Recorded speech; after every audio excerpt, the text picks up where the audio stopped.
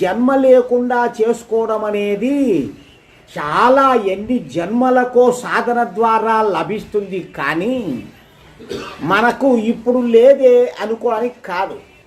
జన్మ లేకుండా మోక్షము కావాలా, దేవుని దగ్గరనే ఉండాలా అంటే మనము ముందు మన కోరికలను చంపుకోవాలి. ఆడికి పోవాలి, ఈడికి పోవాలి, అది చూడాలి, ఇది చూడాలి, ఈ తిరుపతి లేకపోతే అది ఇది అని ఇట్లాంటి ఎన్నో కోరికలు. ఇవే కాకుండా ఇది తినాలి, అది తినాలి, ఇది బాగుంది, అది బాగుంది, మేడలు వేయాలి, మిద్దెలు వేయాలి, ఇట్లాంటివన్నీ మన కూతుర్లు మన కొడుకులు ఇంత బాగుండాలి, అంత ఈ పాశాలన్నీ తెంచుకోవాలి.